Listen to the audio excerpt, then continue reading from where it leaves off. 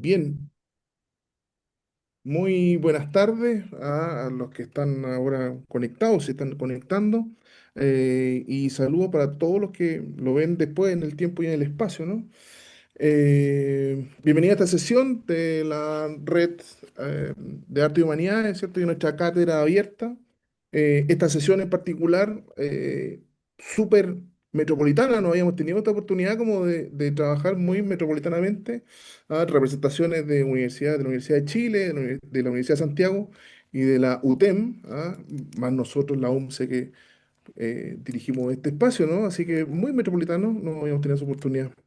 Esta sesión en particular tiene como tema arte, conocimiento y otras formas de entender la inteligencia, evidentemente referido como a todas las tensiones que existen en torno a la nueva inteligencia artificial y a los desafíos que impone a estas formas de conocimiento y de creación, ¿no?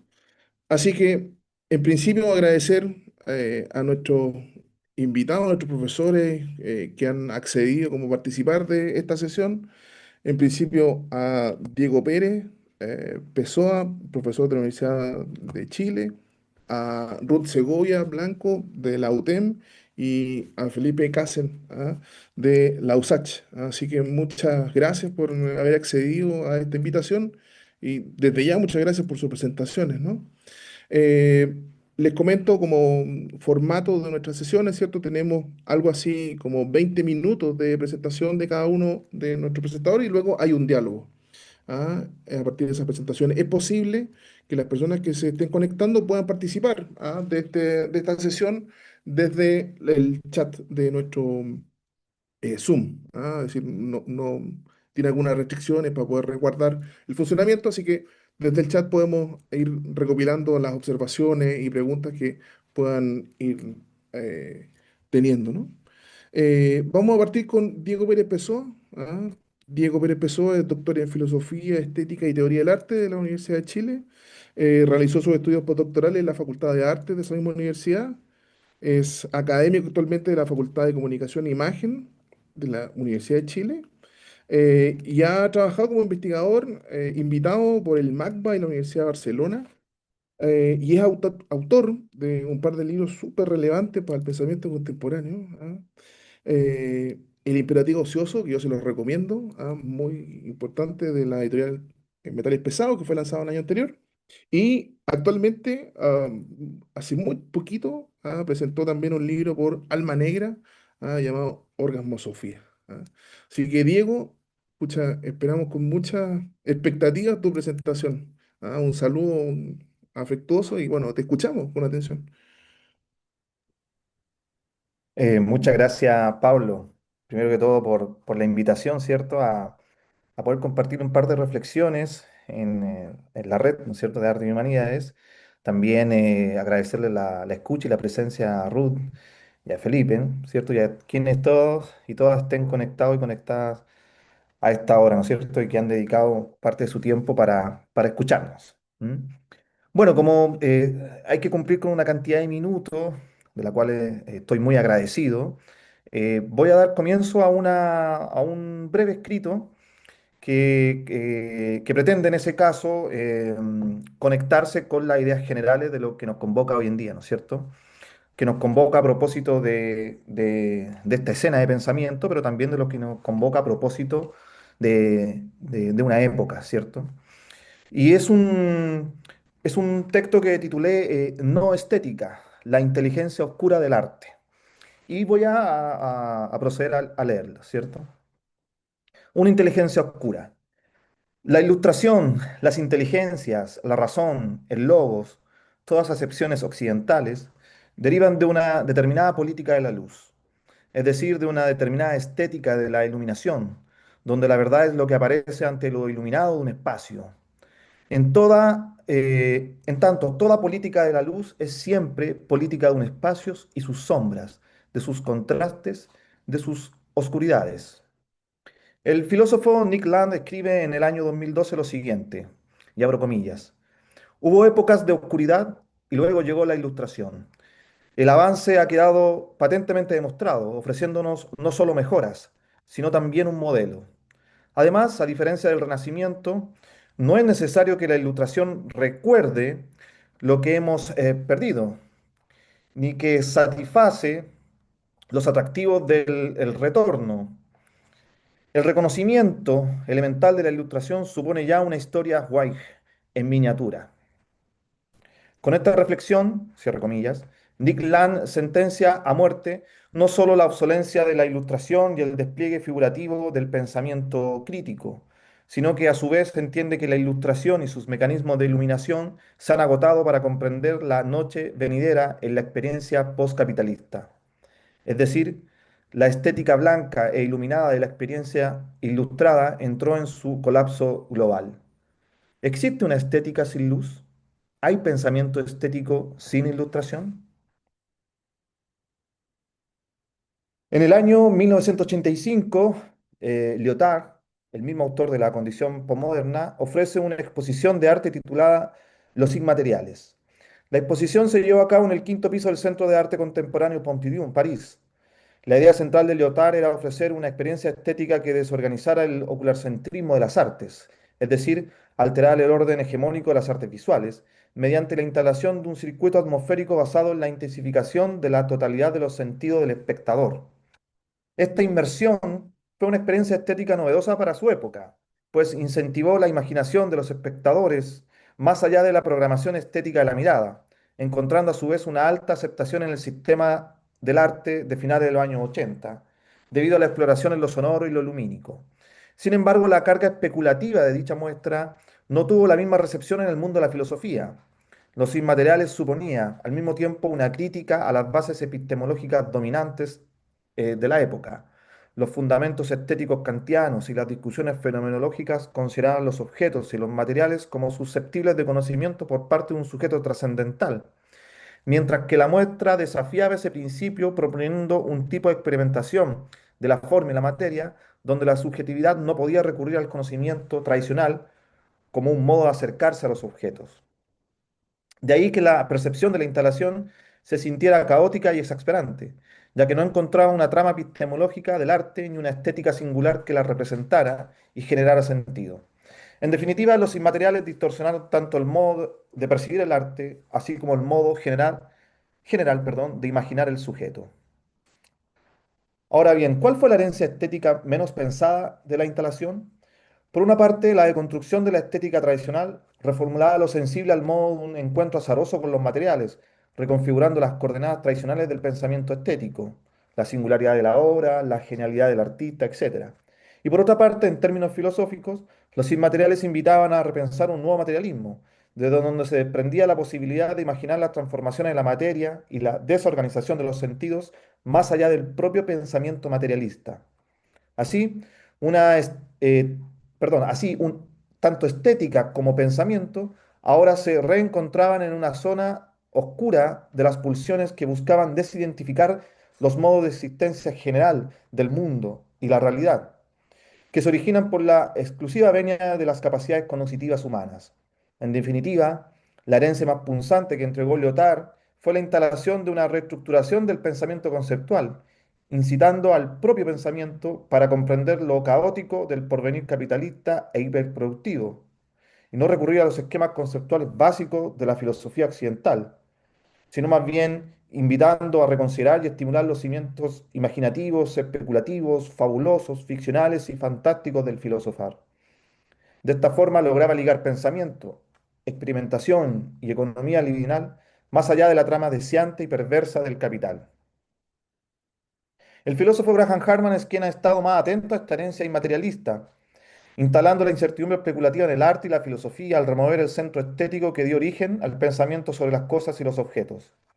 El pensamiento de Harman permite disociar las realidades altamente fijadas a maquinarias funcionales y productivistas, a través de una estética cosmológica fundamental que pregunta por los objetos y las cosas más allá de su evidencia como objetos sensuales, y así indagar, en cambio, en las estructuras estéticas internas de los objetos.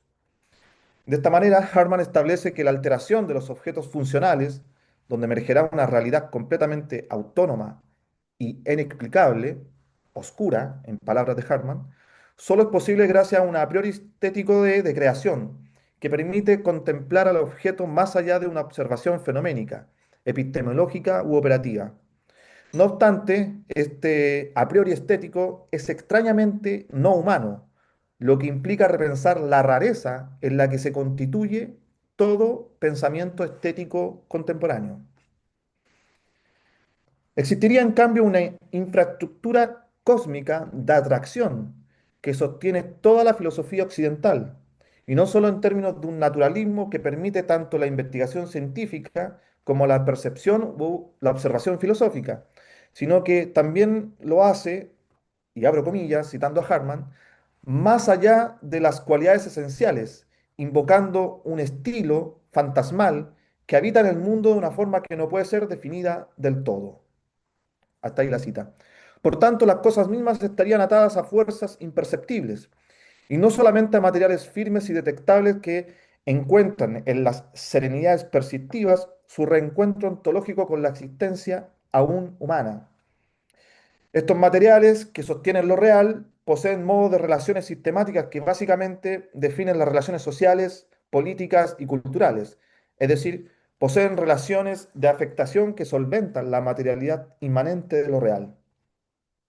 Para Graham Hartman, las cosas mismas poseen un grado de vitalidad y fuerza que las enlaza cósmicamente, atribuible a una experiencia estética similar a la que ocurre entre los seres humanos en el corpus social. Hartman declara lo siguiente al respecto, y abro comillas, mi hipótesis es que la vida misma de las cosas, esas cosas que han venido siendo aplazadas del interés filosófico en los últimos tiempos, tiene una estructura estética. Hasta ahí la cita. Ahora bien, esta estructura estética de las cosas responde a un universo oscuro de potencias cosmológicas, y cito de nuevo a Hartman, como el elemento que yace en silencio en la base de todo proceso de causación física, como el ingrediente responsable de la colisión de los granos de arena, de la emisión de vapor por parte de las plantas nucleares defectuosas, de nuestro luctuoso encuentro con una pintura de los zapatos de un labriego. Hasta ahí la cita. La fuerza argumental de Hartman traslada la base naturalista de causación física con el que el discurso científico ha desarrollado su progreso epistemológico sobre el mundo y las cosas hacia un universo oscuro y cosmológico de afectación entre las cosas, logrando suspender a su vez el discurso estético de la teoría del arte moderno, que sólo concebía su despliegue crítico sobre las obras y las cosas a partir de la percepción sensible puramente humana e idealista sistematizada en el mundo del arte, casi idénticamente a la percepción del observador científico. De la no filosofía a la no estética, así se llama este apartado. El acercamiento más transparente con las estructuras internas de las cosas y los objetos es el reconocimiento de los trazos y dinámicas propias que se inscriben en nuevos circuitos autopoyéticos y no humanos, irrepresentables al conocimiento, pero incitantes y estimulantes para la imaginación y la especulación. Esto supone, como una hipótesis a desarrollar, una no estética. Leyendo las ideas centrales de François Laurel sobre no filosofía, podemos concebir que toda experiencia estética humana descansa, reposa sobre una no estética oculta. Esta no estética no indica algún tipo de insensibilidad o de no percepción del mundo, las cosas y los objetos, sino todo lo contrario. La no estética sería aquella envoltura impulsiva, un medio ambiente de incitación que opera autónomamente, arrobando a lo humano para que decida estéticamente, es decir, para que haga arte, para que haga política, para que haga obra. En este sentido, la historia del arte se puede comprender como la serie de acontecimientos de decisiones estéticas que fueron precedidas por exorrelaciones no estéticas, no visibles a lo humano. Ahora bien, ¿en qué consistiría una estética no humana? ¿Existen parámetros para concebir el pensamiento estético por fuera de la excepcionalidad de la especie humana? ¿Hasta qué punto el pensamiento hegemónico del arte sigue comprometido con una comprensión tradicional del sujeto en un mundo donde el predominio humano parece quedar desplazado por las innovaciones tecnológicas de la inteligencia artificial, el mundo digital y la razón algorítmica? ¿Es posible pensar una noción de estética más allá del humano como horizonte último de toda experiencia? ¿Cuál sería la piel de las cosas que nos permite pensar algo así como una afección sensible entre los objetos y las cosas? ¿Cómo se enfrentan el arte contemporáneo y el pensamiento filosófico actual ante las aceleraciones del capital que buscan precisamente controlar las formas de experimentación vital de los individuos? Todas estas inquietudes emanan desde aquellos fondos oscuros donde tanto el arte como la política han tejido sus plataformas de enunciación y creación. Ahora bien, ¿de dónde proviene propiamente tal la acepción no estética? El filósofo François Laurel escribe uno de los textos más desconocidos de las últimas décadas, pero no por eso menos interesantes. El texto se llama Principios de no filosofía. Buscando comprender el fenómeno singular de la práctica filosófica, Laurel emprende el desafío de demostrar que la autosuficiencia de la filosofía no es más que una ilusión literaria que, de manera jerarquizada y ensimismada, obvia sus dimensiones oscuras y pre-especulativas, donde la filosofía aún no es. De este modo, lo primero que desmantela Laurel es la fantástica relación que la filosofía pretende sobre lo real, a saber, que la filosofía es el dispositivo fiel y transparente de un pensamiento que controla lo real. La filosofía es una empresa especulativa que no difiere de la ciencia, según Laurel, en la medida en que ambas prácticas están basadas en estrategias de abordamiento y de acercamiento a lo real, y que el propio Laurel denomina decisiones. Una decisión responde a una exigencia histórica de la práctica filosófica occidental, relativa a la suficiencia de cualquier propuesta filosófica de superar ambigüedades lógicas y oscuridades conceptuales en sus propuestas de pensamiento. Aquí es clave comprender que una no filosofía tiene que ver precisamente con la revitalización del pensamiento que se agota en la pura coherencia argumental. También una no filosofía no es una antifilosofía, todo lo contrario. Es la expansión no ilustrada, no iluminada, del filosofar, entendiendo que filosofar es entregarse a lo real, arriesgando la fuerza del pensamiento en aquello que no es claro, o mejor dicho, entregando el pensar, considerando que lo real es una inmanencia irreductible al gobierno epistemológico de la filosofía y de la ciencia, y que muchas veces es oscura. Por tanto, una no filosofía no pretende ser una nueva corriente filosófica, sino que más bien busca exponer los materiales sensibles desprendidos de lo real que permiten el trabajo artesanal y oscuro del pensamiento filosófico a través de un método global para ser ejercitado particularmente por cualquiera, como una ciencia inicial, como una ciencia primera. La no filosofía de esta forma es una zona oscura del pensamiento que ha acompañado toda la historia de la filosofía occidental, ya sea como alteridad, ya sea como residuo del pensamiento aún no filosófico, como diferencia, como deconstrucción, etc. No filosofía, cito a Laurel, designa entonces el estado pre-especulativo o la ausencia de filosofía, la ignorancia en la que se sitúa la conciencia natural y popular, ignorancia momentánea, destinada a ser revelada o reemplazada, superada en la filosofía misma, que no la suprime sin no obstante dar cuenta de su propia virtud. Como vemos, la sabiduría de la no filosofía es la de acompañar el objeto de su contemplación, el objeto de su observación, como quien acompaña algunos seres u objetos queridos para cuidarlos o venerarlos. Toda composición filosófica produce su propio residuo, ejecutando una ecología que ordena y reordena los vasos comunicantes de sus decisiones. La superación es la fase fantástica de todo proyecto filosófico, instalando los territorios flotantes que se deslizan sobre lo real irreductible. Si la no filosofía es aquello que acompaña toda filosofía, que acompaña cualquier sistema filosófico, lo no filosófico como aquella oscuridad del pensamiento, e incluso como aquello que acompaña el impropio movimiento de la diferencia, apostando por un tipo de indecisión del pensamiento. ¿Qué sería aquella zona oscura donde habita todo lo pre-copulativo, todo lo pre-filosófico? Así, al parecer, lo real estaría constituido por lo contrario de una estética, de una claridad, de una sensibilidad exclusiva, que advierte las dinámicas relacionales de lo real.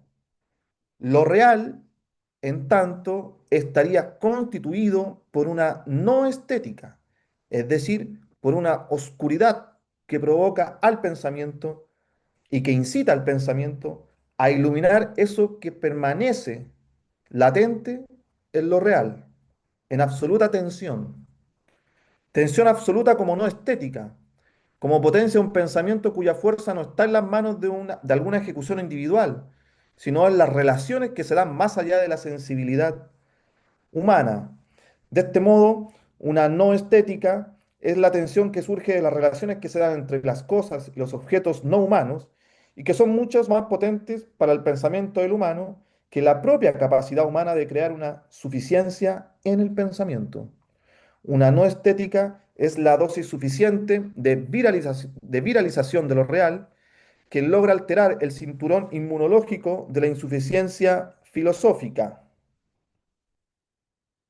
diseñado para transportar históricamente a la especie humana hacia atmósferas de confort y serenidad exclusiva. Bajo esta premisa podemos congeniar la idea medular de que una no estética es todo aquello que opera como reverso de una decisión sobre lo sensible que compone el humano, tomando la forma ontológica de una no relación con lo humano y sosteniendo así el absoluto de la especie que se expresa desde la política hasta las fantasías humanas mediante la imaginación.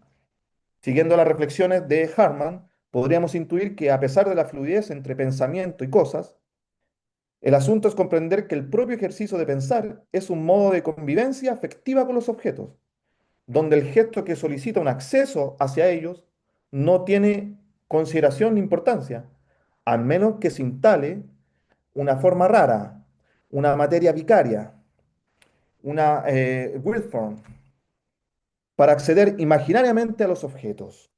Los objetos reales y autónomos son objetos que se someten a cierto grado de alteridad infinita, exigiendo una ontografía, según Hartmann, o bien una ontocartografía, como lo propone el filósofo Levi Bryan. De esta manera, la mejor base especulativa para comprender lo irreductible de la cosa en sí y sus relaciones oscuras es una no estética que posibilita que existan, precisamente, infinitas experiencias imaginarias sobre los objetos. Entonces, ya no es conocimiento el que se acerca a las cosas, sino que es imaginación que se aproxima a las cosas en sí. Cada espectador ofrecerá diversas, múltiples interpretaciones sobre los objetos que aprecia. Por ejemplo, cuando visitamos un museo, una galería de arte, apreciamos distintas obras de arte y distintos objetos. Cada espectador en sí mismo puede ofrecer infinitas miradas al objeto que aprecia, una y otra vez. Si logra establecer una conversación con alguien más, de esa conversación lo más probable es que aparezcan nuevas interpretaciones que los espectadores están apreciando sobre los objetos. Y muchas veces, para ser franco, no nos detenemos en algunos objetos y los otros sí los consideramos. Así se configura una red de interpretaciones sobre los objetos de arte que lo único que demuestran es el profundo sometimiento del humano en los objetos mismos, o sea, en profundidades no estéticas. Por tanto, lo que hacemos cuando vemos arte u objetos de arte no es ofrecer una interpretación sobre las cosas que apreciamos, sino más bien estamos intentando desafectarnos de la afectación real de las cosas y los objetos mediante discursos inmunológicos que se vuelven ellos mismos nuevos objetos estéticos. ¿Ya? Un discurso sobre el arte o la teoría del arte. En palabras sencillas, cuando apreciamos arte, nuestra experiencia estética no es más que el intento por ser humanos, por salir de esa oscuridad no estética que nos mantiene atados de antemano a otras inteligencias no humanas. De este modo, Rajan Harman nos ofrece una forma de organizar la imaginación, la realidad y los objetos, de manera que no podamos volver a preguntarnos sobre la interdicción, perdón, de lo humano como eje articulador entre dichos elementos. Lo que caracterizaría el fin de la excepcionalidad humana en el arte es precisamente su incapacidad de generar nuevas experiencias estéticas utilitarias ante el avance del tardo capitalismo como el único productor de cosas y objetos deseantes. La indiferencia cada vez más acentuada entre procesos productivos arraigados a las viejas fuerzas productivas del trabajo y el cuerpo máquina, y los procesos creativos sujetos a estándares cada vez más sometidos a iniciativas de financiamiento privado o estatal, es decir, prácticas de arte cada vez más dependientes de los circuitos y lógicas del dinero, no permiten asegurar un futuro del arte que no esté contaminado con agentes no deseados para el reencuentro con las objetualidades del arte venidero. En ese punto, no es el arte el que estaría organizando su propio futuro, sino que es, en cambio, el propio capitalismo a través de su ambiente predilecto, que es el capitalismo creativo, es decir, la dimensión financiera, y distópica que reterritorializa los mecanismos estéticos de la creación. Para todo esto, tanto Laurel como Graham Harman buscan indagar futuros ocultos mediante un pensamiento que se deslice, que se retire, podríamos decir, sobre aquellos objetos en sí mismo, sobre lo real como tensión para el pensamiento, con el fin de abrir nuevos contactos, nuevas intimidades, irreductibles a la percepción estética humana. Y finalmente, con esto cierro, eh, no queremos señalar con esto que tanto el arte como la política y lo que hay más bien es una estética proliferante. Lo que hay más bien en el arte y la política es una no estética, una estética rara, que permite la dinámica identitaria entre los humanos y los no humanos. Esto supone que una no estética es una manera de comprender lo anónimo de los materiales en el arte y la política, sin la intención de crear una esfera de identificación que agote la imaginación en la materia conjunta. Una no estética es siempre una manera de abordar lo real a partir de las inmaterialidades con las que se sostiene la infraestructura de todo habitar estético.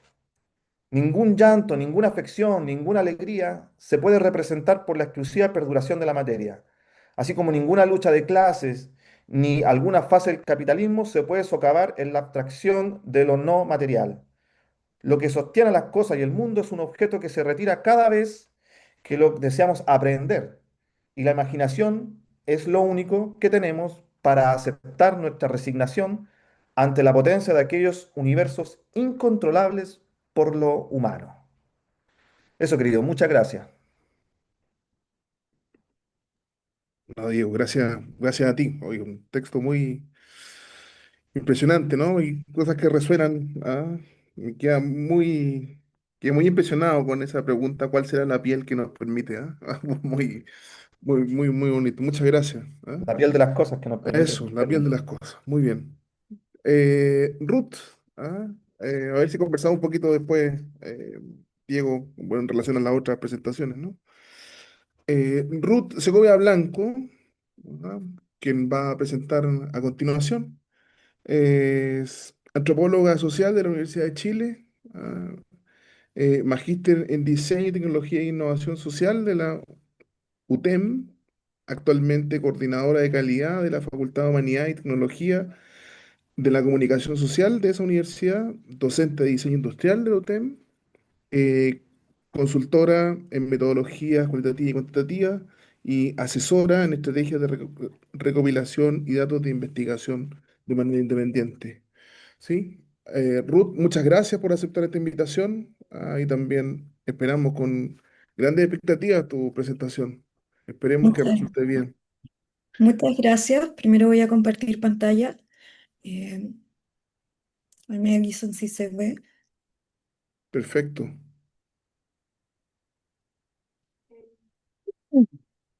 Bueno, el día de hoy quería compartir un poco de la experiencia que tuve realizando una investigación en la asignatura que realizo en diseño industrial, que es Seminario de Diseño Industrial, que la práctica es metodología de la investigación. Entonces, esto surge a través de la reflexión de acerca de la inteligencia artificial y la enseñanza de la investigación. Y es compartir con ustedes como mi experiencia y las reflexiones que salieron de todo este proyecto que se fue realizando durante este año y que aún continúa. Entonces, bueno, quería hacer como una comparación de lo que tenía que ver con la inteligencia humana versus las inteligencias artificiales, particularmente una pequeña comparación, tomando como ciertos aspectos como la velocidad, la eficiencia, el aprendizaje, la creatividad, teniendo en cuenta lo que estamos hablando el día de hoy, especialmente comparando lo que nos ofrece la inteligencia artificial, que es una recombinación de datos existentes, a comparación de la inteligencia humana, que son ideas originales nacidas de la experiencia, las emociones, las intuiciones. También tiene que ver con todo lo que tiene que ver con el bagaje cultural, con, con toda la simbología que está rodeando, también cómo el aspecto de la emoción o la ética dentro de la inteligencia artificial es más bien una simulación o un reconocimiento superficial, y especialmente lo que tiene que ver con la ética, todo este debate que se ha ido partiendo, especialmente desde la generación del conocimiento, qué tanto nos podemos apoyar en la inteligencia artificial y qué tanto eh, es lo que nosotros como investigadores podemos producir de conocimiento, y básicamente cómo también llevamos esto al aula, cómo resguardamos que, que los estudiantes puedan adquirir nuevo conocimiento, puedan generar conocimiento, y cómo utilizan la guía de forma ética. Entonces, por ejemplo, en este sentido, la guía, como había señalado, es una simulación o un reconocimiento superficial, mientras que la inteligencia humana tiene que ver con la empatía, los valores y un impulso consciente. De hecho, de esta misma forma, la conciencia en la IA es ausente, ya que básicamente es una máquina, y la inteligencia humana es plena, está con autoconciencia e interioridad. Bueno, también tienen que ver con otros aspectos que ya son como más prácticos, como la velocidad y la eficiencia, que la IA bien es alta en un nivel de procesamiento de la inteligencia humana es más bien limitada y está orientada a tareas cotidianas, pero a la vez también tiene cierta eficiencia energética. De hecho, la discusión que surgió después de que todo el mundo estaba haciendo sus retratos con la inteligencia de ser de estudio Ghibli, y nace todo de cuánta agua se gasta en ese tipo de utilizaciones de los prompts. Después hablar un poco de lo que es la inteligencia artificial generativa, como para tener una idea o como para poder hablar de que son sistemas de inteligencia diseñados para crear nuevo contenido original, como textos, imágenes, música, códigos o video, pero esto se genera a partir del análisis de patrón en grandes conjuntos de datos. Es original en el sentido que es una síntesis de distintos conocimientos o distintos patrones que tiene en eso. Por tanto, se enfoca en reconocer, clasificar y predecir datos, pero también genera salidas auténticas que no existían previamente. Entonces, ¿por qué? Porque estos modelos aprenden de estructuras y patrones de los datos de entrenamiento y son capaces de producir contenido nuevo. Esto a partir de lo que ya utilizamos los mencionados prompts. Pero también podemos hablar de una inteligencia híbrida, en la cual podemos trabajar a partir de lo humano y también de la ayuda de la máquina como una herramienta. En ese sentido, se produce una relación entre la eficiencia y el juicio crítico, es decir, el alto procesamiento de datos nos va a permitir tener ciertos indicios, pero que a la vez son sometidos al juicio crítico de las personas quienes están utilizando estas herramientas, el procesamiento masivo más la intuición especialmente cómo generamos las instrucciones, qué es lo que queremos, cómo vamos orientando, esta creatividad que nos puede apoyar en datos, especialmente en el mundo del diseño y en las artes. eh, si bien yo soy antropóloga de formación, pero sí continuamente estoy rodeada de diseñadores, y está la discusión de a qué nivel eh, va a existir o no va a dejar de existir la profesión, teniendo en cuenta la facilidad que plataformas como Canva, a través del uso de las inteligencias artificiales, nos permite generar productos similares a los que podría hacer un diseñador. Sin embargo, hay cualidades, un conocimiento, un proceso de aprendizaje que es bastante complejo, que jamás una inteligencia artificial podría igualar. Sin embargo, podríamos hablar de una creatividad o una pseudo creatividad en ese sentido, y que también nos va a permitir nuevas formas de pensar colectiva. Hay muchos estudios que hablan que el uso de la inteligencia artificial genera que las personas entorpezcan o se vuelvan más tontas, pero sin embargo podríamos decir que la forma de entender y la forma de comprender o de tener inteligencia o mostrarla va a ir cambiando con el tiempo. Lo mismo sucedió cuando se instaura la escritura, la cual muestra que se deja de apoyar en la oralidad y se pasa a la escritura, o sea, parte de la memoria o parte de lo se facilita al generar el texto escrito. Pero en ese sentido llega una reflexión que ¿qué significa investigar en la era de la inteligencia artificial? Y es particularmente cuál es el rol docente en esta transformación. Y esas son las dos preguntas que, conjunto con otra profesora que se llama Paula Leal, que estuvimos trabajando, ella en trabajo social y yo en diseño industrial, formulamos un proyecto el cual tenía que ver con cómo generar estrategias metodológicas para afrontar el uso de las inteligencias artificiales en la investigación. Por tanto, ¿cómo incorporamos estas nuevas herramientas al aula? Primero tenemos que hablar del contexto, de dónde nace esta necesidad de intervenir. Primero hay que ser honestos y parte de un ejercicio de honestidad con nosotros mismos y también con nuestro medio. O sea, no podemos limitar el uso de inteligencias artificiales porque ya están en nuestro día a día, tenemos ChatGPT, tenemos Gemini, tenemos DeepSeek, entre otros. Entonces, esto, ¿cómo podemos nosotros tomarlo y podemos generar que los estudiantes puedan utilizarlo de forma ética, de forma consciente, que puedan ir abordando los desafíos que le ofrece la investigación? Ya que primero que nada hay una rápida generación de conocimiento en nuevos contextos. Y acá es importante porque también tiene que ver un poco con la misión de la universidad en la cual trabajamos, que tiene que ver con la responsabilidad social. Y en ese sentido se genera mucha desigualdad en el acceso al conocimiento y también en el acceso a las tecnologías de la información y las comunicaciones, el Internet, en distintos grupos, especialmente en estratos socioeconómicos más vulnerables, en la cual, claro, la gente habla que los jóvenes de actualmente, de las últimas generaciones, son súper nativos digitales, pero al decir verdad, la práctica no es así, ya que los estudiantes, la verdad es que son nativos digitales del celular, pero muchos no saben utilizar procesadores de texto básicos, Excel, crear PPT o cualquier otro tipo de herramienta que necesite para el desarrollo de su experiencia formativa. Entonces, también tener en cuenta que las ciencias sociales y las humanidades se enfrentan en la necesidad de integrar la IA, especialmente para agilizar los procesos de investigación, manejar altos volúmenes de datos. O sea, el día de hoy, haciendo un ejercicio, entré a la base de datos de Scopus y de hecho pedí que mediante un algoritmo booleano que me diera textos relacionados con la inteligencia artificial, la enseñanza de la investigación en el contexto de la enseñanza superior. Y una primera búsqueda dio 157 textos. Es imposible, dado los plazos, los tiempos acotados que tienen ya los investigadores, los estudiantes, los académicos, poder procesar de forma humana esa cantidad de textos, por ejemplo.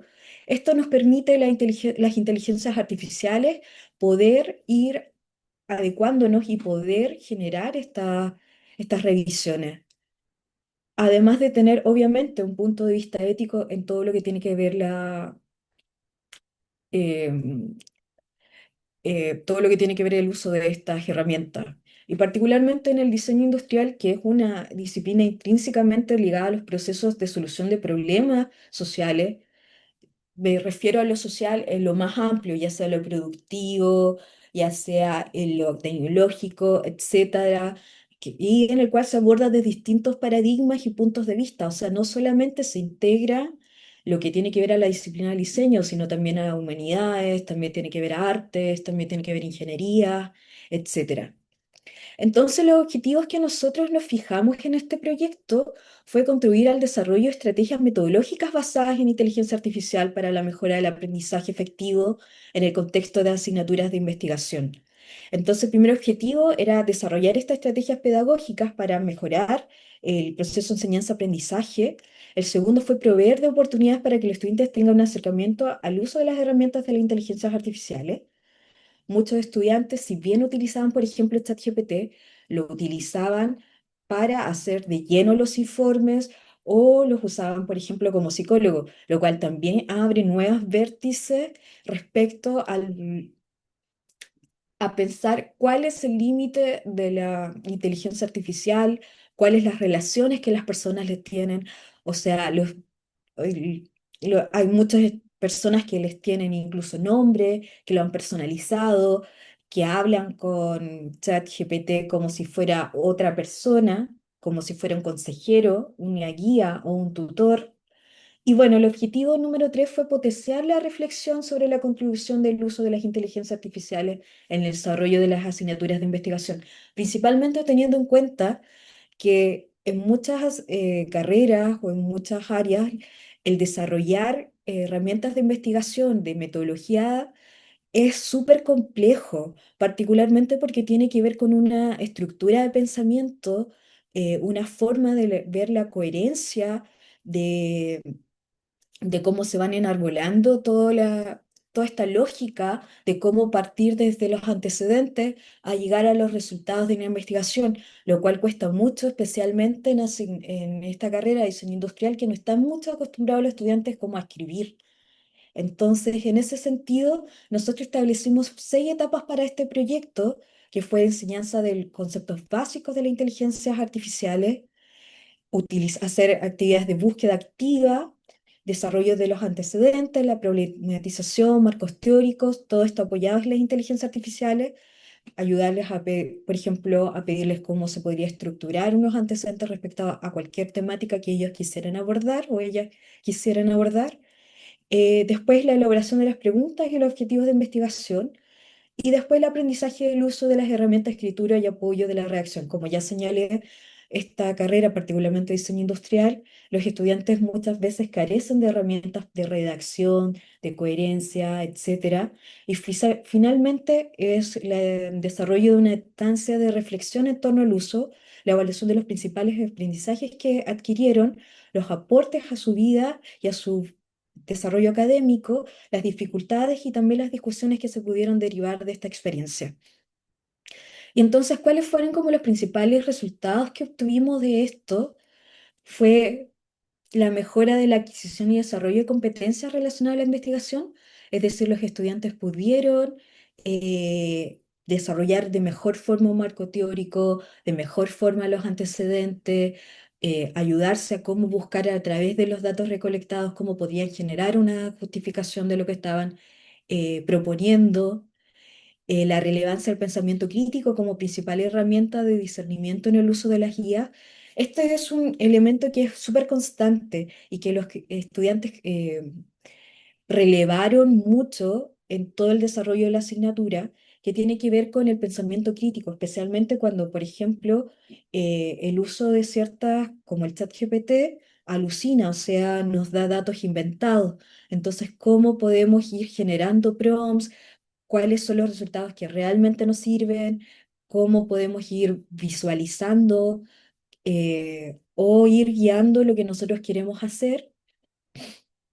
Y además también fomentar el aprendizaje continuo y colaborativo entre los mismos estudiantes. Se pudieron ir ayudando, se pudieron ir generando comentarios, eh, otorgando también información adicional durante todo este proceso del investigativo. Y entonces, ¿cuáles fueron los principales aportes en la incorporación al aula, perdón? La personalización del aprendizaje, o sea, que cada uno de los estudiantes utilizó de la forma que a ellos les acomodaba las herramientas de inteligencia artificial. Se fomentó la creatividad porque se fueron potenciando nuevos espacios donde el pensamiento crítico y la creatividad estaban relacionadas en buscar soluciones a problemas sociales. La investigación también tiene mucho de creatividad, mucho de adaptación y también de flexibilidad. También promovió un acceso equitativo a la educación porque se posibilitó cerrar brechas educativas para mejorar el desarrollo de las competencias esperadas en su formación. Cabe señalar que muchos de estos estudiantes, al venir de entornos vulnerables, no tuvieron acceso a tecnologías de la información o acceso a trabajar con software. Especialmente se da mucho en la carrera de trabajo social, que muchos estudiantes no habían tenido mucho acceso a computadores, no habían tenido mucho acceso, por ejemplo, a utilizar Word de una forma mucho más inteligente. Muchos incluso no sabían utilizar muy bien un motor de búsqueda. Entonces, este ejercicio les permitió irse acercando de forma más solícita a todo lo que tiene que ver con el uso de estas tecnologías de la información. ¿Y cuáles son los aportes del proyecto en sí?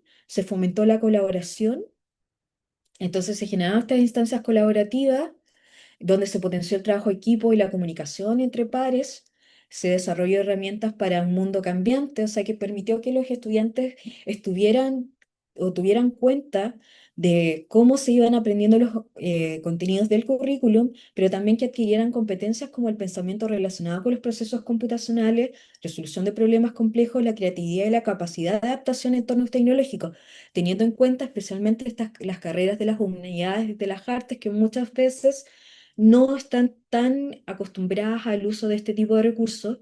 Y también hubo una vinculación profesional académica, ya que durante el desarrollo del proyecto se invitó a distintos profesionales desde distintos puntos de vista que pudieron aportar a los estudiantes su punto de vista, su experiencia y el conocimiento que tenían, y el cual también les permitió generar un diálogo constante con estas personas invitadas. ¿Y qué nos permitió particularmente la experiencia? En cuanto a reflexiones, es preguntarse hacia dónde vamos con las inteligencias artificiales de la investigación y de la docencia.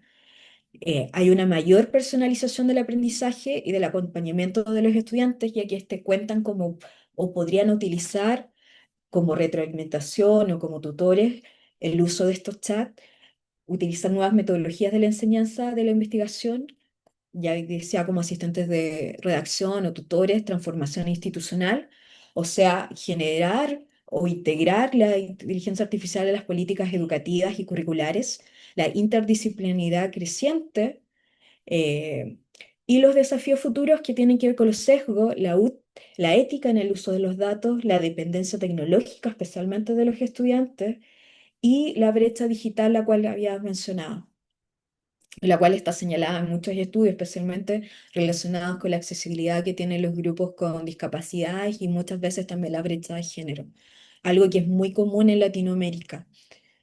¿Y qué nos dejó también la experiencia? Que la IA no sustituye la creatividad, ni la intuición, ni la ética humanas, que el pensamiento crítico sigue siendo la fuerte o la principal herramienta frente a la tecnología, que la integración de la inteligencia artificial permite reducir desigualdades educativas, pero también requiere un acceso equitativo, y que el rol del docente va evolucionando de transmisión de conocimiento a facilitador y guía crítico, especialmente cuando estamos en un panorama en el cual se extiende lo que es la formación por competencia, eh, que se difundió a través de los proyectos de Bolonia y también de Turing, en Latinoamérica particularmente, y la educación e investigación debe orientarse hacia una convivencia responsable entre la inteligencia humana y la inteligencia artificial. Muchas gracias. No, Ruth, muchas gracias a ti, muy interesante y sorprendente la claridad de tu presentación, ¿no? Como la capacidad de poder como eh, transmitir esta experiencia y sistematizar esos resultados, ¿no? De verdad, muy, muy interesante.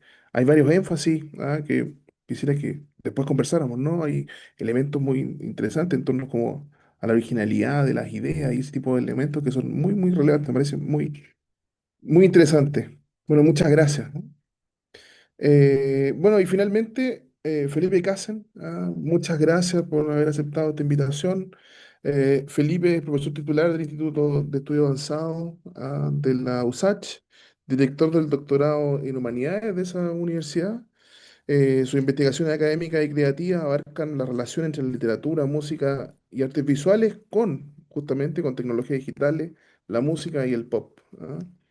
Publicó hace un par de años La Oficina de la Nada, Poéticas Negativas Contemporáneas en la prestigiosa editorial Ciruela, eso fue el año 22, y no está dentro de sus antecedentes que me ofrecieron, pero eh, me atrevo a sumar, ¿cierto? Como está agudo y prolífico escritor de cartas al director, ¿no? En los diarios. A propósito de este tema, como y los diarios parecieran quedar un poco fuera, ¿cierto? Felipe también abarca ese espacio y creo que es un gran desafío y un gran logro que ha ido consistentemente trabajando, ¿no? Felipe, bueno, te escuchamos con altísimas expectativas. Muchas gracias. Sí, soy la única persona que conozco que está suscrita a diario y me suscribo cuando envío las cartas. Bueno, muchas gracias por esta invitación. Muy contento de participar en este diálogo de la red de la que he formado parte desde su inicio y que me motiva mucho.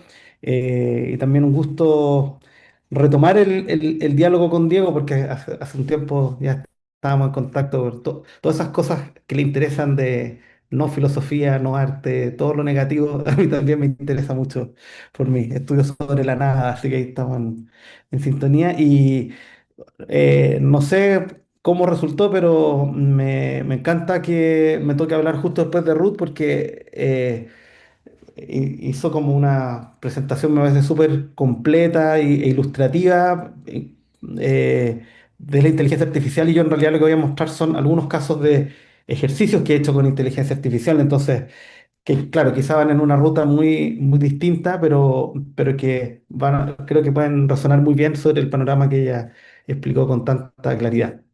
Em, bueno, lo primero que quería comentar es que hace mucho tiempo me ha tocado estar vinculado a investigaciones basadas en la práctica artística, tanto a nivel del magíster en arte, pensamiento y cultura latinoamericano en que participo y del doctorado en artes y humanidades que acabamos de crear, que ambos son programas que permiten la posibilidad de trabajar desde esa metodología, ¿ya? Es decir, una tesis que pueda tener un componente escrito, un texto analítico, teórico, histórico, etcétera, vinculado a la creación de una obra o de varias obras o de proyectos editoriales, curatoriales, etcétera. Y, y además yo mismo llevo bastantes años, si bien generalmente lo trabajaba más por separado, mis prácticas en poesía o en música al mismo tiempo me interesaba por cosas similares a nivel teórico, a nivel de investigación. En realidad después empecé a combinarlas, a mezclarlas. Ahí tuve la suerte también de ir conociendo lo que se está haciendo en la Universidad Católica y en otras universidades, ¿no es cierto?, de hacer esta integración que parece tan obvia y natural, ¿no es cierto?, integrar la creación y la investigación, pero me consta que a veces cuesta defenderlo en ámbitos académicos en los que se espera que uno solo haga papers y cosas así.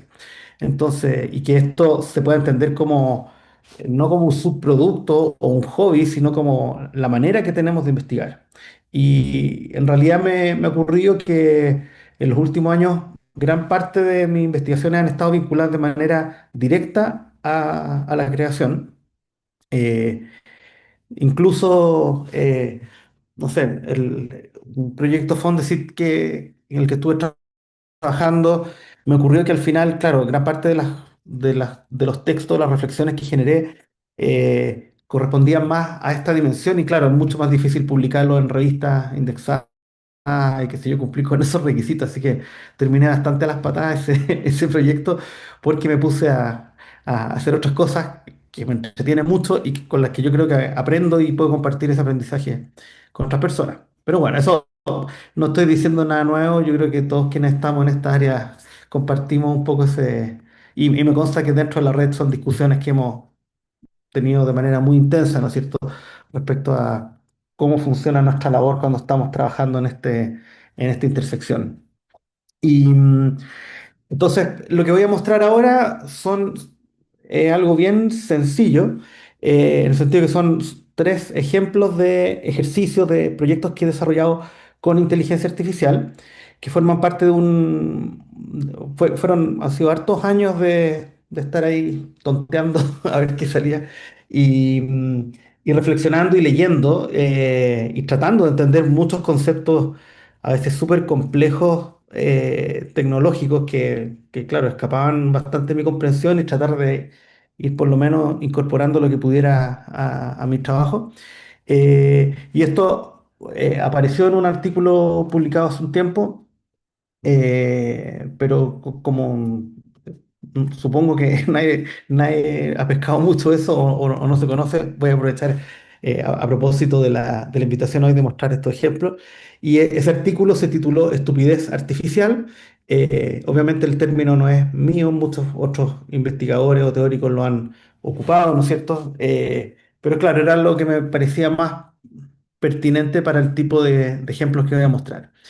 Y antes de mostrar los ejemplos, quería mencionar que en los últimos más o menos 10 años, mi trabajo como poeta, entre muchas comillas, eh, se ha alejado bastante de lo que podría ser más convencional, que sería la escritura de poemas o sentarse con una libreta a escribir un poema. Yo generalmente trabajo a partir de la apropiación de textos ajenos. Prácticamente, como te digo, no tengo casi nada de los últimos 10 años, así como tengo un poema que me senté a escribir.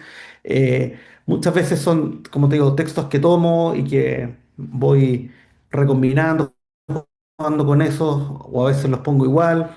Eh, y dentro de esa línea, especialmente, he hecho eh, varios trabajos que tienen en común el trabajo con software, y que son software en general que corresponden a las siguientes características, que son software que no están creados para hacer poesía o plataformas, sino que están pensados para fines útiles, comerciales, sociales, legales, ¿ya? Y que a mí me interesa mal utilizar o ocupar para otros fines, ¿ya? Eh, eh, y acá, de hecho, una de las cosas que anoto como parte de mis motivaciones es por puro ocio, ¿no es cierto? Simplemente por ocio, ver una actitud de ver qué pasa si hago tal cosa en tal software. Otra regla, yo trabajo mucho, esto también es importante, como que las dos características principales son que trabajo a partir de la apropiación y además que trabajo mucho a partir de reglas autoimpuestas. ¿Ya? En eso soy muy ulipiano, me interesan mucho las propuestas del ulipón, ¿cierto? De crearse reglas arbitrarias como procedimiento para generar una creación. No parto de ninguna idea de inspiración, ni mucho menos, todo lo contrario. La segunda característica, como les decía, es que lo realizo en el idioma en que esté la plataforma. Entonces, si estoy trabajando con una plataforma que está en inglés, el resultado va a ser en inglés. O si me estoy apropiando de textos que están escritos originalmente, van a estar en inglés. Me encanta decir que publico libros en inglés, pero no es que, no es que lo haya escrito así, ni mucho menos, pero ahí tiro pinta.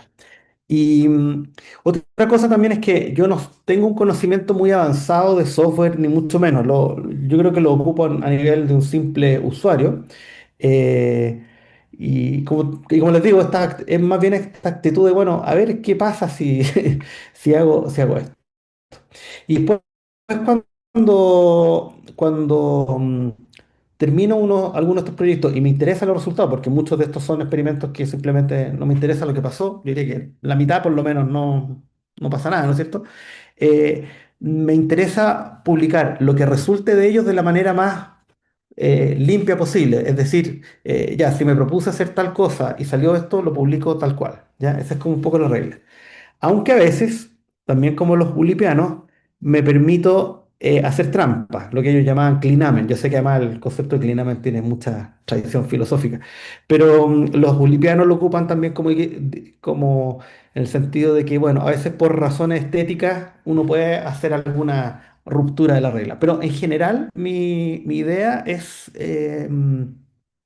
ofrecer esos resultados con la menor intervención posible, ¿ya? Esto no implica que no haya intervención, la misma decisión de hacer uno de estos ejercicios y tomar ciertas decisiones de cómo va a funcionar, de cómo va a circular, obviamente que hay un grado de autoría, no lo voy a negar, ¿no es cierto? Pero trato de mantenerlo, eh, ojalá como en un plano más secundario. Entonces, cuando me preguntan a mí qué son estas cosas que hago, claro, a mí me cuesta mucho clasificarlos de poesía o de narrativa o quizá incluso de arte visual, no sé. Y mi idea con la que juego siempre es como, más bien voy a presentar un informe, como un informe de unos resultados, ¿ya? Esa categoría creo que corresponde mejor a lo que hago.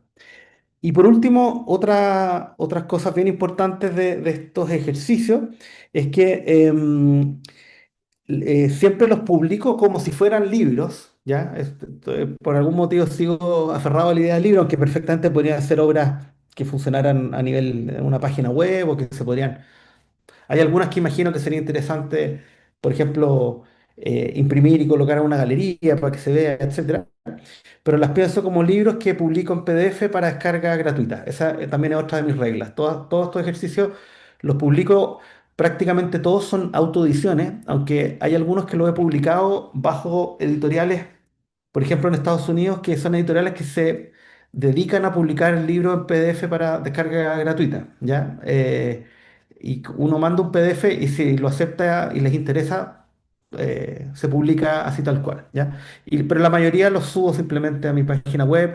A veces los pongo en plataformas print on demand, que es un sistema que se ocupa no mucho en Chile, pero sí en otros países, que si alguien quiere tener el libro en papel, lo puede tener de esa manera. Pero cualquier persona puede acceder.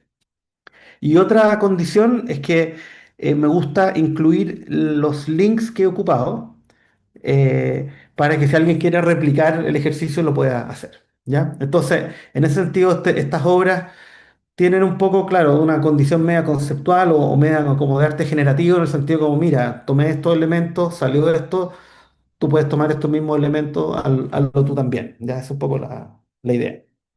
Em, Así que es como el punto de partida, o en esa línea de trabajo se insertan estos tres ejercicios. Y estos tres forman parte de una serie de trabajos más amplia en los que he trabajado con inteligencia artificial y he trabajado con inteligencia artificial de una manera estúpida, por eso es la idea, para que ocurran ciertas cosas. Y la inteligencia artificial, como estábamos hablando, ¿no es cierto?, generalmente tiene como principalmente dos maneras de trabajar, a partir del análisis o a partir de la generación, ¿no es cierto? Y una de sus gracias, y para las cuales sí tiene mucha utilidad, es, por ejemplo, para revisar grandes bases de datos, analizar y ponderar. Yo tiendo a pensar que esa es su mayor utilidad ya en el mundo real. Y también está la capacidad generativa, que es quizá la que más tenemos más presente y que más nos impresiona, más nos sorprende, es más como magia, ¿no es cierto? Pero ambas son dos posibilidades de la inteligencia artificial. Y el punto de partida que provoca todo esto es que yo en general tengo una muy mala opinión de la inteligencia artificial para la creación, eh, especialmente en sus modelos generativos más difundidos, pero quizá más irrelevantes. Por ejemplo, lo que se está haciendo en el ámbito de la música en general me parece extremadamente poco interesante. Me parece muy sorprendente, es como muy mágico que uno ponga un prompt y salga una canción en tal estilo, pero más allá de la sorpresa, creo que tiene poco interés a largo plazo. Puedo equivocarme, por supuesto, pero en general esa es mi postura o lo que me tiende a suceder. Entonces creo que las opciones, insisto, desde una perspectiva artística crítica son principalmente dos. Una es como meterse a full y hackearla y programar y meterse en el código y como hacer un trabajo así muy profundo y muy técnico, ¿ya? Trabajo que no me siento capaz de realizar, que me encantaría quizás hacer en colaboración con otras personas. O la otra opción es simplemente burlarse, y estoy más en esa parada ahora. Así que por eso son los ejercicios que voy a mostrar. O como les digo, ocupar software que se supone que son para cosas útiles, pero de maneras tontas. Esa podría ser una manera de ejemplificar. Así que ahora les voy a compartir literalmente estas estupideces. Bueno, y el primero es un libro que se llama Plagiarism, plagio, y que tiene como herramienta básica el, un tipo de software particular que se está ocupando mucho, que son los software de detección de plagio, ¿ya? Hace tiempo ya que existen este tipo de software en muchas universidades, están como integrados, que por ejemplo uno envía un trabajo a un profesor y ese trabajo le llega primero a la plataforma y después le llega para su evaluación, para que los profesores no estén dedicados más encima entre todas las cosas que tienen que hacer a detectar plagio. Hoy en día, además, como sabemos, hay software de detección de uso de inteligencia artificial, pero también con resultados un poco discutibles porque no siempre coinciden o ayer mismo hablaba con un colega que puso un texto suyo que le consta que había sido escrito de manera totalmente humana y el software le decía que era 99% hecho por inteligencia artificial. Entonces también pasan esas cosas. Y bueno, acá acá me produce algo muy sencillo. Dije, voy a ocupar un software de plagio para revisar si las definiciones de plagio son plagiadas o no. ¿Ya? Es muy recursivo, son ejercicios muy tautológicos en general. Entonces, lo que dije, bueno, ¿y cómo voy a decidir de dónde saco las definiciones de plagio? Entonces dije, ya, voy a tomar una cosa que me carga, que es el ranking de Shanghái para las universidades, y voy a escoger las mejores 30 universidades del mundo, según este ranking sumamente discutible, y voy a buscar en sus respectivas páginas web la definición de plagio y voy a poner esas definiciones de plagio en un software de detección de plagio. ¿Ya? Entonces, esto fue lo que ocurrió. Comencé a poner acá, por ejemplo, esta definición de plagio que es de no me acuerdo de ella, creo que es de Cambridge, y esta me dice, no, está muy bien, es 100% única esta definición. Pero luego fui poniendo otras y hay algunas que me dicen, no, la definición de plagio tiene 44% de plagio, o acá también algo que me gusta mucho, aparecen unos glitches a nivel visual, si se fijan, se corren acá. Y esos glitches obviamente quiero dejarlos, me gustan. Eh, y después algunas definiciones que incluso 94%, etcétera. Y acá aparecía el detalle de los plagios de cada una, o incluso algunas 100% plagiadas. Como experimento científico no tiene ninguna validez porque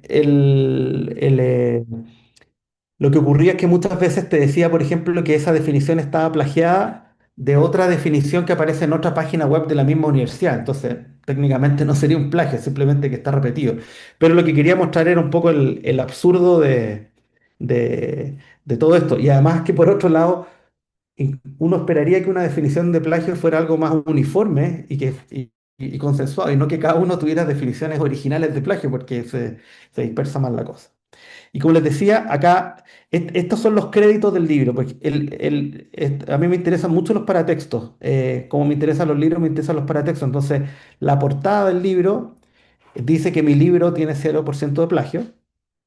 eh, y lo que correspondería al colofón, en realidad mi sitio web, la página web del detector de plagio, la página web del ranking de Shanghái y la página web de Blurb, que es la plataforma de print on demand que ocupé. Después, un segundo ejercicio que hice con un software de análisis es este libro que se llama Self-Portrait, autorretrato. Inventé el nombre Vanity Press como que fuera la editorial. El concepto de Vanity Press son estas típicas editoriales donde los autores pagan por publicarse, que no tienen ningún prestigio, ¿no es cierto? Es como para que alguien diga que publicó un libro de poesía. Entonces, si el libro se llama Autorretrato, me pareció bien inventar que había sido publicado por una editorial que se llama Vanity Press. Y lo que hice acá fue ocupar un tipo de software que es bien interesante, que detectan imágenes y estos software hacen lo que conocemos en literatura como una éxfrasis, describen lo que hay en esa imagen, ¿ya? Muchas veces quizás a alguien por accidente le haya ocurrido en Facebook, por ejemplo, que en vez de una imagen aparece la descripción de la imagen. Y es precisamente ese tipo de software, ¿ya? Y lo que hice fue poner una foto mía de hace muchos años atrás, y la sometí al software y ahí y ocupé tres filtros, tres software distintos. Uno que es para detectar objetos y escenas, otro que es para detectar caras, y el tercero yo tenía la esperanza, pero no me resultó, de reconocer celebridades. Ya, porque ese es mi sueño, es convertirme en una celebridad, que todavía no ocurrió. Y, y este software podía detectar si uno es una celebridad, pero claro, como pueden ver, el resultado fue negativo. Y el ejercicio fue que metí esta misma foto a un software que iba pixelando la imagen.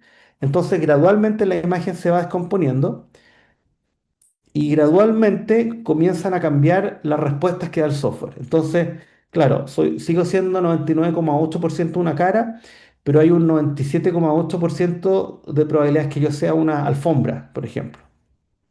Eh, y después ya se va pixelando más y ahí ya soy derechamente alfombra o arte. Me encanta eso de ser arte.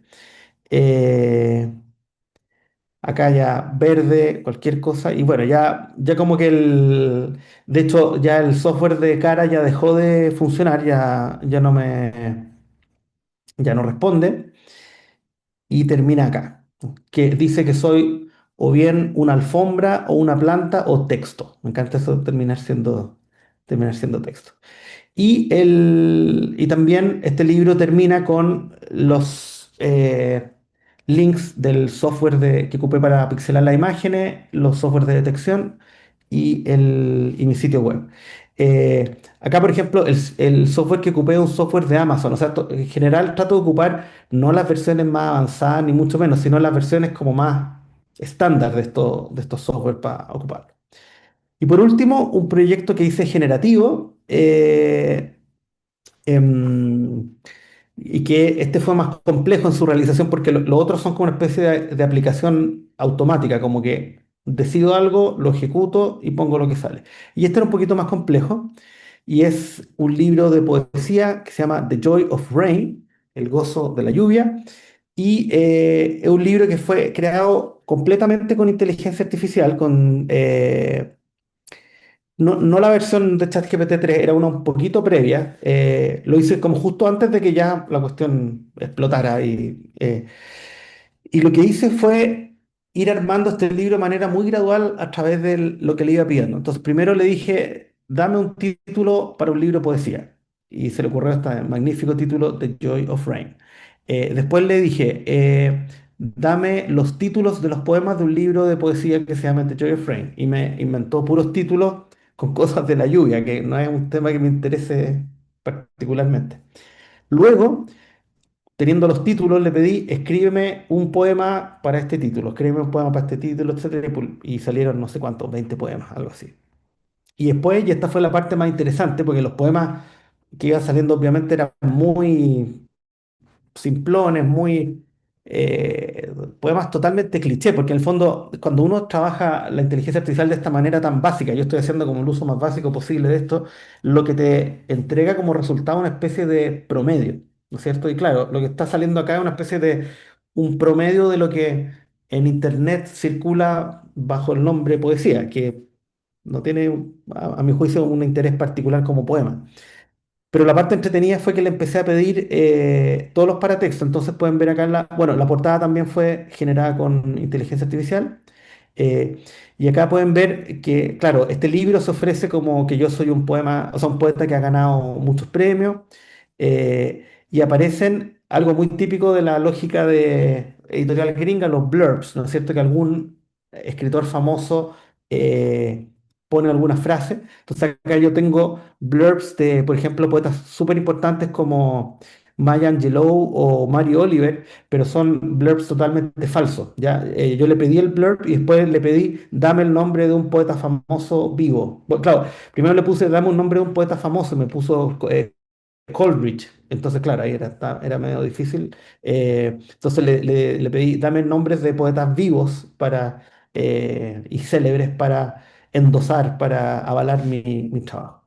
Y después también hice varios prefacios que también van con los nombres de poetas famosos, que insisto, esos nombres los daba la inteligencia artificial, no se me ocurrían a mí.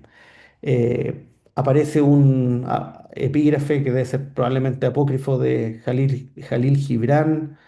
Está la dedicatoria a todas las personas que han sido tocadas por la belleza de una tormenta. Yo, como les digo, nunca me ha interesado la lluvia en particular y tengo este libro de poemas de la lluvia. Y acá están los poemas que, como pueden ver, son bastante eh, convencionales, ¿no es cierto? No sé, el olor de la tierra húmeda llena el aire con deleite, cosas así. Acá están los poemas. Y al final, esto fue lo que más me gustó de todo esto. Primero dice que soy poeta, escritor de obras de teatro, que nací en 1986, me quitó 12 años de edad, eso por supuesto siempre se agradece. Esto también me encantó, que después de un libro de poemas sobre la lluvia y todo, pero dice que mi trabajo está muy afectado por la dictadura en Chile. Ya al tiro sale el cliché también. Dicen, poeta chileno, dictadura, pum, ¿no? Listo. Y inventó que gané el Premio Nacional de Literatura, el Premio Nacional de Poesía y que recibí la medalla de honor del presidente de Chile. Así que nada, salí súper contento después de toda esta experiencia. También acá están otros libros que yo no he escrito. Y al final aparece muy mínimamente eh, que el texto fue escrito todo con OpenAI. Y por último, lo que hice fue que para difundir este libro también ocupé la... Bueno, acá hay algunos ejemplos de los prompts y todo lo que fui haciendo. Eh, pero al final lo que hice también fue que para difundir este libro pedí también que me hiciera los mensajes de difusión. Entonces, por ejemplo, mandé por WhatsApp o por Instagram, subí la información de este libro y todo eso también fue generado por la inteligencia artificial. Y al final, para cerrar el círculo, le pedí a la inteligencia artificial que escribiera una mala crítica de mi libro, acusando que había sido escrito por inteligencia artificial. Entonces ahí como que quise cerrar el proyecto. Entonces en realidad el proyecto no es tanto el libro, sino la puesta en circulación del libro, las maneras de difundirlo. Hubo mucha gente que me felicitaba, oye, qué bacán, publicaste en inglés, felicitaciones.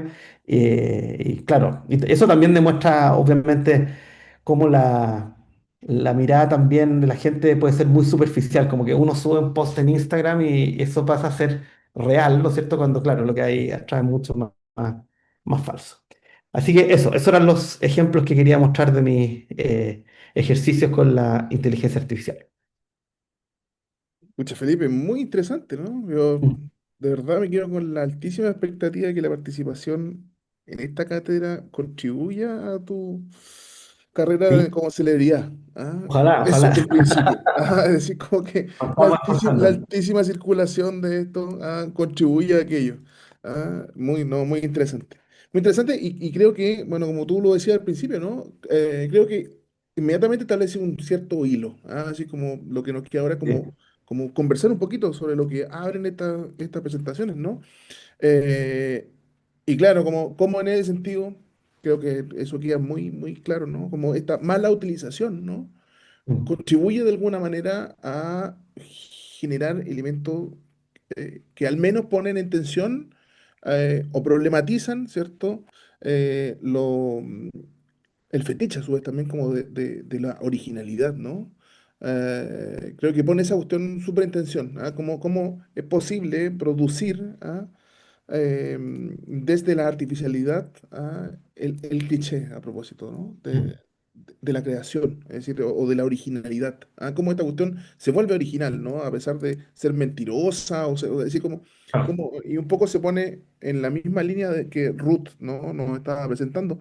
Es decir, de qué manera podemos sostener esta noción de lo original, ¿no? Mm. No, muy, muy interesante.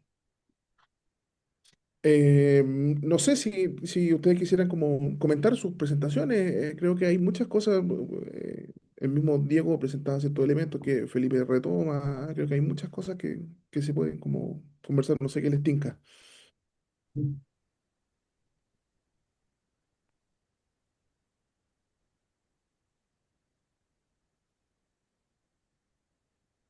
A mí me pareció interesante el ejercicio que hacía Felipe con todo lo que tenía que ver, que es todo lo que yo enseño a no usar la inteligencia Claro, artificial. exacto. Es como. Entonces, Tal cual.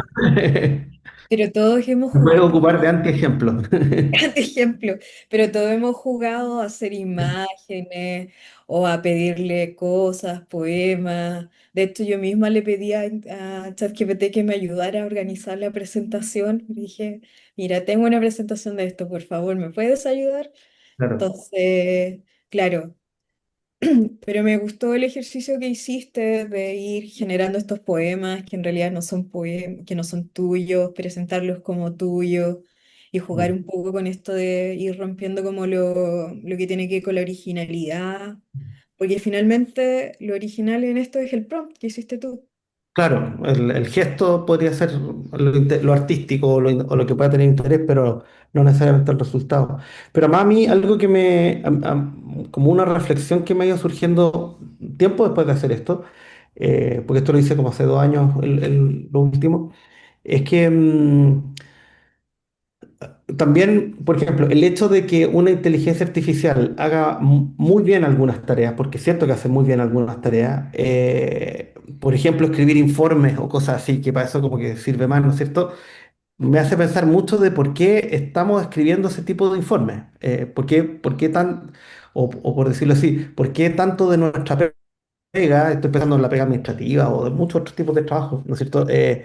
Si una pega es automatizable, es un poco por qué la estábamos haciendo. No solo por qué la estamos haciendo, por qué la estábamos haciendo. Si algo, o sea, todos hemos tenido la experiencia de escribir informes que sabemos que nadie va a leer, ¿no es cierto? Es una experiencia kafkiana cotidiana. Y claro, ahora le estamos pidiendo a la inteligencia artificial que haga eso. Eh, pero habría que preguntarse un poco más atrás, ¿por qué para justificar nuestras labores o para rendir cuentas o para mil cosas? Tenemos que hacer eso, ¿no es cierto? Eh, bueno, no sé, se están escribiendo muchos papers con inteligencia artificial, eso no cabe duda, y al mismo tiempo uno se pregunta, bueno, bueno, y también se están evaluando papers con inteligencia artificial, porque también uno puede mandar un paper y dime si está bueno o está malo, y es como entonces mejor vámonos para la casa porque que las revistas se publiquen solas, pero eso nos dice también algo sobre las revistas antes de la inteligencia artificial, que ya estábamos haciendo un trabajo totalmente mecanizado, robotizado, eh, como para generar conocimiento. Entonces, eh, como que o sea, me hace pensar más hacia atrás que hacia el presente, curiosamente, estos usos de la inteligencia artificial. Y de alguna manera también pone en cuestión como lo otro que hacemos, ¿no? Es decir, como de pronto Ah, tanto consume el tiempo como en términos de eso mecanizado y de cosas que hacemos que nadie va a leer y todas esas cosas, es decir, cómo valoramos lo otro, digamos, ¿no? Diego también un poco se ha dedicado a eso, al asunto del ocio, y tú también lo nombraste hace un rato, es decir, como esto lo hago de puro ocio, ¿ah? Y cómo esa cuestión se puede poner como en valor, ¿no? Em, claro, Pienso en ese sentido, a propósito de la presentación de Diego, ¿no? Como en ese sentido, eso otro implica la revitalización, ¿no? Es decir, de los mm, otros aspectos de ese pensamiento y de cómo se ponen en juego esa, eso otro que hemos ido como postergando y postergando y postergando por esas cosas que teníamos medias mecanizadas y que podemos automatizar hoy día. Sí, bueno, es interesante ver o recordar un poco de qué se trata también la historia de cómo surge la cibernética en relación con las maquinarias, ¿no es cierto? Es una cuestión muy, es una observación muy temprana, ¿sí?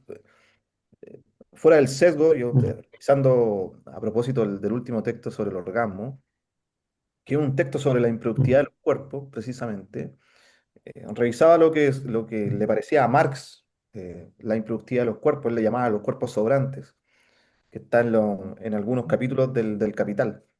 Y, y lo interesante ahí es que hay toda una historia paralela sobre los quehaceres humanos que se tienden a distanciar o a alejar de la relación con las máquinas. De hecho, el capítulo es sobre la industrialización y la automatización a partir de las máquinas y cómo eso va generando una especie de desempleo. Después esa cuestión evoluciona a la cibernética, ¿cierto? Se supone que está pensada no solo para ir procesando y mejorando la información, y también la forma en que las máquinas se generan comunicación entre sí y van ofreciendo también una serie de sintetizaciones para la experiencia del conocimiento humano, sino que también nos libera a propósito de ciertas labores para introducirnos en el mundo creativo. Entonces se supone que la última etapa, a propósito de la razón algorítmica, la digitalización en general de los procesos creativos o del gesto humano, se supone que tienen que permitirnos una desocupación, que esa es como la palabra más interesante también, desocuparnos de ciertas actividades que en el mundo de las artes y las humanidades estaban siendo abordadas bajo una lógica productiva. Y el asunto es que eh, parece que hemos confiado demasiado en esa historia de la desocupación a partir de la cibernética y la inteligencia artificial, que le hemos dado el espacio también para que habite lugares donde se supone que nosotros tendríamos que estar creando, porque el resto de las razones productivas están siendo automatizadas por estas maquinarias, ¿cierto? Entonces, bueno, siempre me ha llamado la atención esa distinción y esa tensión, que es un poco lo que se entiende por no filosofía. Al fin y al cabo, la no filosofía es hacernos entender que el concepto de inteligencia artificial es engañoso. Y no es engañoso porque no se desarrollen dispositivos o mejoramientos para la experiencia humana desde la inteligencia artificial, es porque la acepción es engañosa. Es creer que Mm, existe una especie de inteligencia puramente natural. Y lo que nos enseñan los filósofos contemporáneos es que siempre toda inteligencia es y ha sido artificial. Entonces lo que ocurre hoy en día es más bien eh, la creación de dispositivos y que esos dispositivos sintetizan conocimiento e información que se supone que tenían que ser procesados por esa inteligencia humana, pero que siempre ha sido artificial, ¿no es cierto? Siempre ha sido artificio de lo humano, artificio de lo inteligente. Entonces esos dos parámetros siempre me han llamado profundamente la atención, perdón, a propósito de cómo se van elaborando y experimentando desde estos nuevos dispositivos, ¿cierto? Estupendo. No sé, no sé, Felipe, no sé si quería decir algo, ¿no? Así es como, o otro, no sé, el gesto como en relación a esa artificialidad, ¿no? Te vi como queriendo decir algo, ¿no? o sea, estoy de acuerdo y lo he comentado con otras personas, artistas interesados en estas. Que claro, ya el nombre de inteligencia artificial es bien discutible. También por otro, no, por un lado en el sentido que decía Diego y también en el sentido opuesto, de que de inteligencia no tiene nada. Eh, que en la otra, también es otra Claro, manera, claro. pero o lo que podríamos decir que lo que tiene de inteligente la inteligencia artificial es muy limitado. Paradójicamente, eh, en contraste con como decía Ruth, los volúmenes, la velocidad de trabajo, que eso, claro, eso es muy impactante, esa parte. Y creo que esa es la parte positiva que me parece fantástica, o sea, yo puedo tener una determinada postura en un contexto como este, pero después, no sé, po, tengo una colega que trabaja con inteligencia artificial para detectar cuestiones de cáncer y ver, no sé, posibilidades de detección. Pucha, maravilloso, o sea, imagínate. Claro, también eso me pasa, como que creo que una de las cosas que queríamos hacer, focalizar bien su utilidad y los usos realmente pertinentes que puede tener. eh, eh, y ver para qué no tiene mucho sentido ocuparla. Eh, eso, pero claro, también estamos en este momento medio de locura, de explosión, que yo lo veo mucho en relación a otros fenómenos tecnológicos. Hoy día en una clase nos acordábamos, como no sé si se acuerdan, hace 20 años cualquier suplemento cultural uno abría y decía la muerte del libro. ¿Se acuerdan? Ahora suena muy antiguo, pero hace 20 años estaban todos vueltos locos, que el libro electrónico, que no sé qué, y, y se hablaban cosas como muy exageradas, tanto a favor o en contra. Y hoy en día, o sea, el libro electrónico existe. em, Tiene una funcionalidad muy buena para muchas cosas, para otras cosas preferimos seguir leyendo en papel. Por ejemplo, ¿para qué sirvió el libro, la aparición del libro electrónico, las publicaciones digitales? Para darnos cuenta que había una enorme cantidad de cosas que no tenía ningún sentido publicar en papel. O sea, por ejemplo, las revistas académicas. ¿Qué sentido tenía? Yo siempre me acuerdo, esa, todas las oficinas rumas de revistas académicas que a nadie le interesaban, ¿no es cierto? Solo a los propios autores para timbrar con nuestros proyectos y cuestiones, pero qué sentido eran además publicaciones la mayoría de las veces muy burdas, muy sin ningún interés. Por supuesto había revistas que tenían un valor estético a nivel de diseño, de imágenes, y esas sí, uno las guarda, ¿no es cierto? Pero yo creo que todos nos hemos deshecho de esas revistas, quizá dónde, ¿no es cierto? Eh, entonces, claro, estas tecnologías, cuando una vez que están como asentadas, ya, claro, ahí después uno puede decir, oye, sí. para esto me sirve, para esto no. Y por algo se siguen publicando muchas cosas en papel, pero como que yo creo que ahora como que hay uno piensa bien qué cosas tiene más sentido publicar en papel y cuáles tiene más sentido publicar en digital. Y yo creo que, claro, pasó un poco esta locura de la inteligencia artificial. Bueno, en realidad no sé dónde vamos a estar en un par de años más, quizá hayamos explotado, pero si es que no, si es que aún no hemos explotado, quizá también va a venir como un decantamiento más y ver ya, bueno, para esto sí, para esto no, etcétera. La Pero ahora inteligencia estamos como convivencia, muy ¿no? mareadas, ¿sí? Sí, sí, sí, sí. Eso, claro, exacto. Sí. Sí, y de pronto en ese sentido, a propósito del juego, ¿no? Como de la mala utilización, ¿ah? de esta inteligencia. Bueno, Ruth también plantea esa cuestión, ¿no? Y me llama mucho la atención eso de la utilización como psicólogo, ¿no? Como, es decir, Sí. como efectivamente, a propósito de lo que decían, un poco da cuenta como de lo que está fuera de ese software, ¿no? Es decir, tal vez la soledad o como la falta de conexión, ¿no? Real, no sé si podría como comentarnos un poco esa como cosa que pasó aquí en Colá, ¿no? Como de la utilización como psicólogo de los chats. O sea, nosotros hace un tiempo atrás, dentro del contexto de este proyecto, hicimos un conversatorio donde fueron dos personas que fueron a compartir sus experiencias con la inteligencia artificial, sus puntos de vista. De hecho, justo se dio la coincidencia que alguien está en contra y alguien está a favor en cuanto a los usos y todo eso. Y justo un estudiante pregunta y cuenta su experiencia que él utilizaba como psicólogo, que le hacía preguntas, que le daba consejos. eh, pero igual hay que tener mucho cuidado y eso es lo que trató de transmitirle uno de los invitados, de decirle, cuidado, es complaciente, te va a responder lo que tú quieres que te responda. No tiene la capacidad de juicio o la capacidad de, claro, va a utilizar libros de psicología disponibles, va a utilizar un montón de información, publicaciones científicas, etcétera, que podrían abordar el problemática y que a las personas les hace sentido porque da, pero también es todo eso de la complacencia de no decirle o mostrarle que existen otros caminos, que quizás la forma en que está afrontando la situación no es la correcta, etcétera. O por lo menos lo que sí te ofrece un psicólogo, que es una instancia como de reflexión, de generarte algo que te haga sentido y que te pueda ayudar a enfrentar las situaciones que son problemáticas para ti. ChatGPT siempre va a ser súper complaciente.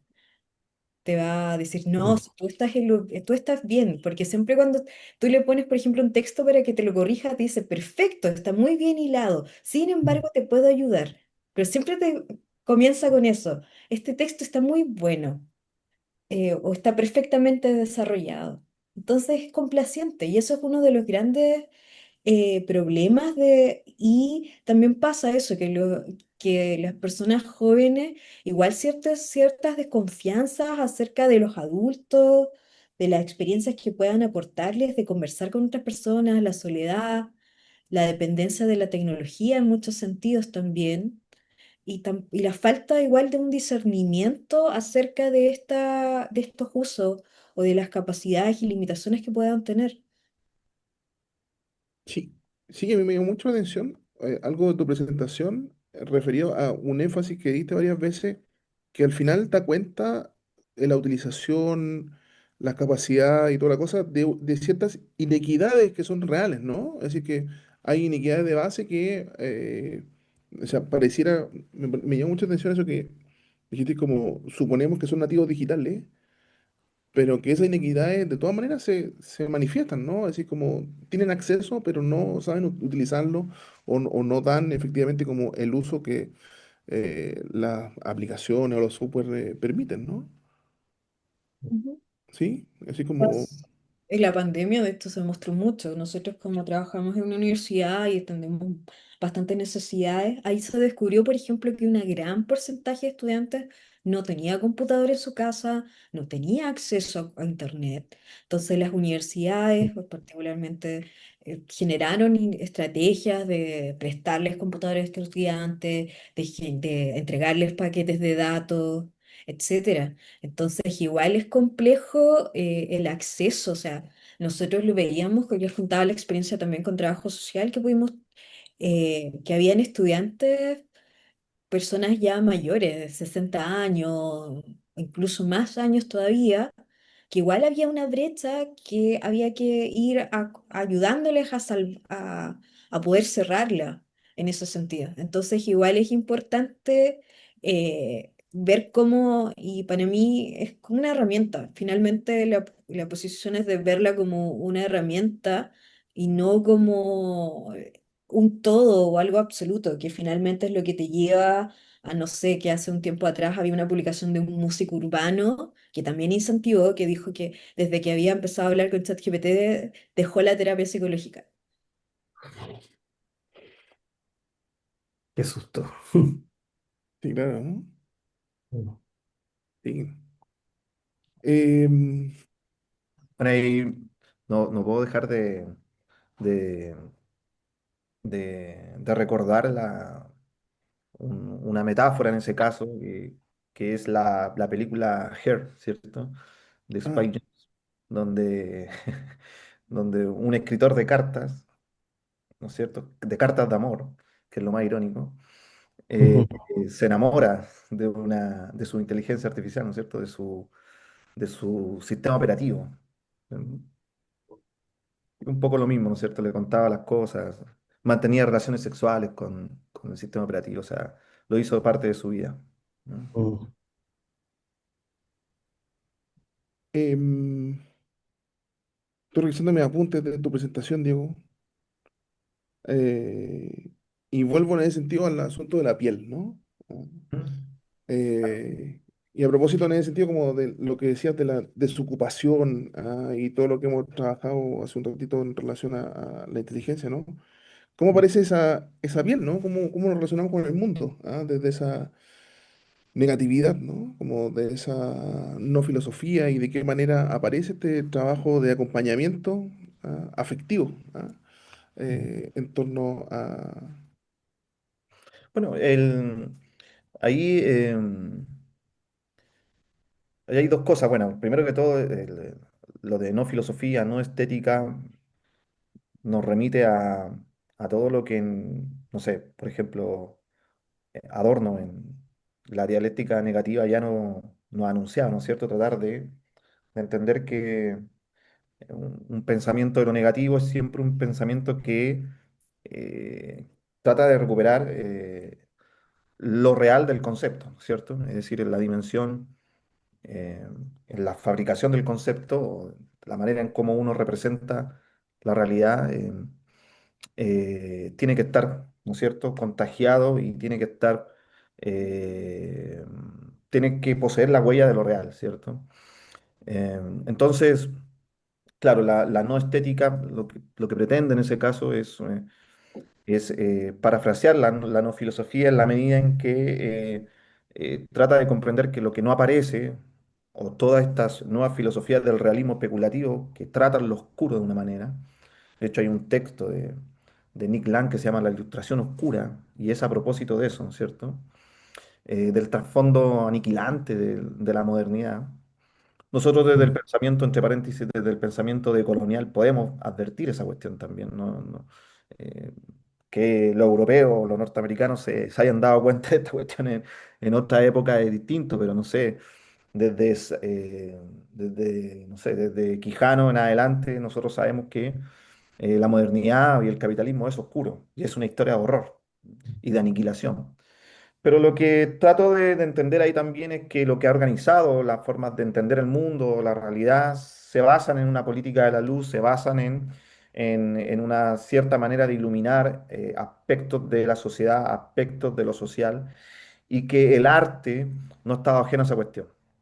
Entonces, de hecho, las tradiciones del arte político, del arte crítico, si uno sigue, no sé, las reflexiones de Rancière al respecto, entiende que son dificultades a propósito de comprender de cómo se organizan los procesos creativos en la materia que se supone que es inmanente, ¿cierto?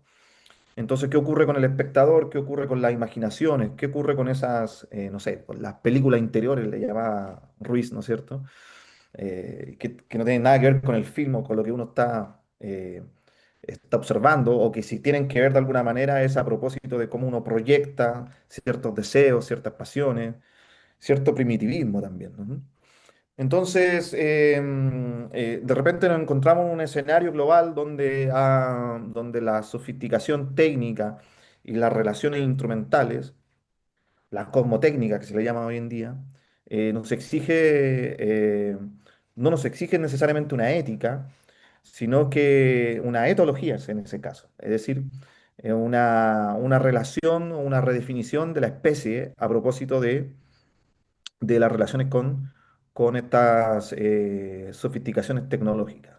O sea, eh, no sé, pienso en Peter Sloterdijk, el primero en advertir que lo poshumano no tiene que ver con el fin de la especie necesariamente, sino que tiene que ver con la redefinición antropotécnica de la especie a propósito de la nueva era tecnológica, ¿no es cierto?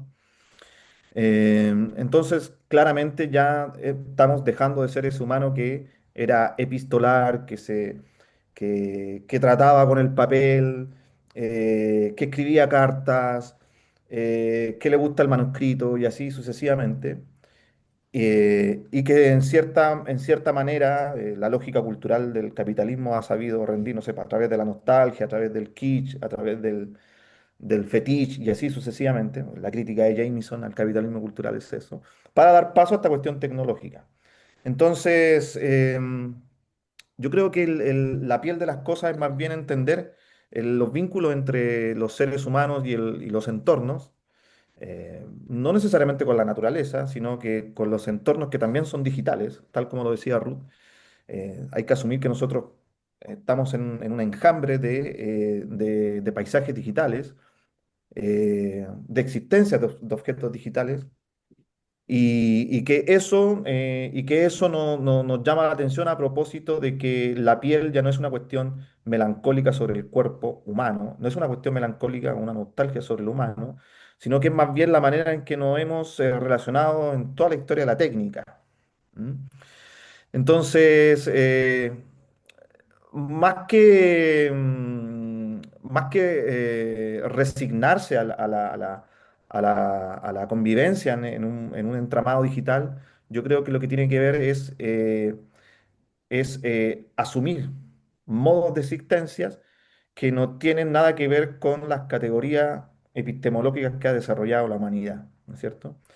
Y que la piel de las cosas es más bien una aproximación eh, basada en la atracción, como cualquier cosa física, y que se puede desarrollar a nivel material o inmaterial. ¿No? O sea, cómo nos dejamos seducir a propósito de un enamoramiento ¿no es cierto? Con un sistema operativo, o bien cómo creemos que subsanamos nuestra salud mental eh, a través también de la inteligencia artificial, sustituyendo la labor que va desde una cuestión que puede estar aparentemente sistematizada y automatizada por cuestiones del desarrollo esquemático de la cultura y la sociedad, como es la psicología, pero pensemos en el psicoanálisis, o sea, el psicoanálisis que es completamente la distancia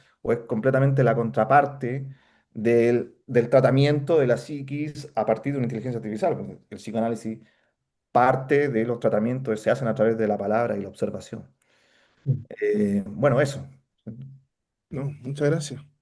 Bueno, no sé si quisieran comentar algo de sus propias presentaciones, alguna cosa de los presentadores de los otros, ¿no? Alguna cosa para cerrar, creo que estamos súper bien en la hora. Hemos completado ya 1 hora casi 50, así que me parece muy, muy bien en términos de tiempo. Yo no, nada por mi parte. No, yo agradecer solamente la invitación.